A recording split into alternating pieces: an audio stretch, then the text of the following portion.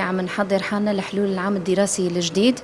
ذاتي العام الماضي بالشهر الثالث تم إغلاق المدارس بسبب هذا الوباء المنتشر بجميع أنحاء العالم.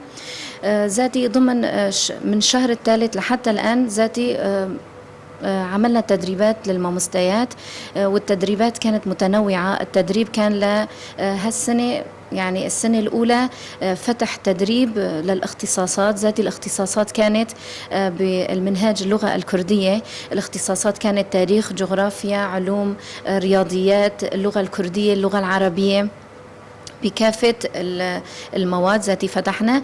وهدفنا من فتح هذا التدريب من أجل أنه تأهيل المعلمين لحلول العام الدراسي الجديد. وذاتي نحن دائما كنا متواصلين مع الطلاب عبر الانترنت كمان وما شابه ذلك.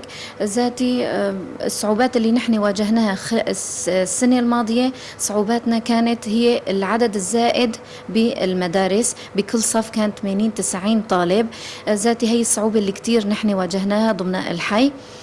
الصعوبات، يعني من الصعوبات اللي نحن واجهناها، يعني الأكثر شيوع هو العدد الزايد ضمن الحي ضمن المدارس.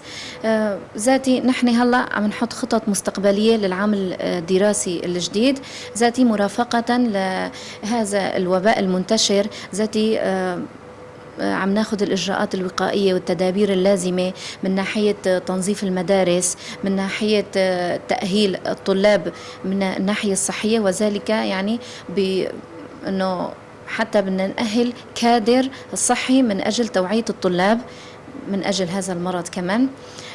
ذاتي نحن تحضيراتنا ذاتي مستمرة. وبالنسبة لشهيد قهرمان كمان عنا شهيد قهرمان من هذيك السنة كمان. ذاتي الأعداد عم تتزايد بالمدرسة. هي تعليم اللغة، كافة مواد اللغة الكردية. ذاتي هالسنة كمان تحضيراتنا بس لكافة المدارس وبالأخص مدرسة الشهيد قهرمان.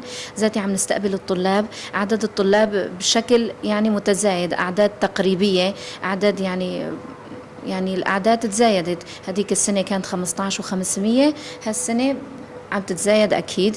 ذاتي جميع المدارس عم تستقبل الطلاب، عم تكتب يعني عم تستقبل الطلاب سواء الصف الأول والصفوف الثانية. ذاتي مدرسة شهيد قهرمان كمان كانت المرحلة الابتدائية عم ندرس. هالسنة صارت المرحلة الإعدادية والثانوية.